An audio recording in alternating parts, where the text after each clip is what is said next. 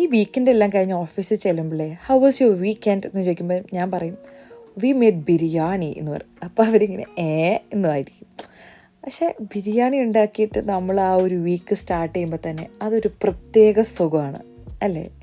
ഈ Valentine's week start ചെയ്തപ്പോൾ തന്നെ ഞാൻ വിചാരിച്ചു ഒരു ബിരിയാണി ഉണ്ടാക്കി തുടങ്ങാമെന്ന്.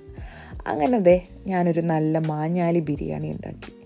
ഞാൻ ഈ കാനഡയിൽ വന്ന സമയത്ത് എനിക്ക് ബിരിയാണി ഉണ്ടാക്കാനൊന്നും അറിയില്ലായിരുന്നു. ഒരു ഫ്രണ്ടിൻ്റെ വീട്ടിൽ പോയപ്പോൾ അവർ ബിരിയാണി ഉണ്ടാക്കി തന്നേ. അപ്പോൾ ഞാൻ പറയുമായിരുന്നു ബിരിയാണിയൊക്കെ ഉണ്ടാവണമെങ്കിൽ ഒത്തിരി പ്രോ ആവണം, ഞാനിപ്പോൾ ഒരു ന്യൂബിയാണല്ലോ എന്ന്. അവർ പറഞ്ഞു ഇല്ല അഞ്ജലി, ഈസിയാണ് സംഭവം, നീ വിചാരിക്കുന്ന അത്ര ബുദ്ധിമുട്ടൊന്നുമില്ലെന്ന്. അന്ന് ഞാൻ സ്റ്റാർട്ട് ചെയ്തതാണ് ഈ ബിരിയാണി ഉണ്ടാക്കാൻ. പല ടൈപ്പ് ബിരിയാണി ഞാൻ ട്രൈ ചെയ്തു. ഈസി ആയിട്ട് ഉണ്ടാക്കാൻ വേണ്ടി കുക്കർ ബിരിയാണി, സാൻജിയോയുടെ, മഹിമയുടെ, അബിത റഷീബിൻ്റെ, കണ്ണൂർ കിച്ചൻ്റെ, അങ്ങനെ ഒത്തിരി റെസിപ്പീസ് ഞാൻ ഫോളോ ചെയ്തിട്ടുണ്ട്.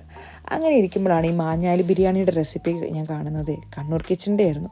എൻ്റെ മോനെ ഇതുണ്ടാക്കിയപ്പോൾ കാണാൻ എന്തൊരു ഭംഗിയായിരുന്നു എന്ന് പറയും. അപ്പം ഞാൻ ഓർത്തു ഓക്കെ ശരി, ഇതിൻ്റെ കുറച്ച് വീഡിയോ എടുത്തേക്കാമെന്ന്. അങ്ങനെ പ്ലാൻ ചെയ്തെടുത്ത വീഡിയോ ഒന്നും അല്ലാത്തതുകൊണ്ട് അത്രയും ഡീറ്റെയിൽഡ് ആയിട്ടൊന്നുമില്ല. അവരുടെ പേജിൽ പോയി നോക്കി കാണാം കേട്ടോ. Happy cooking.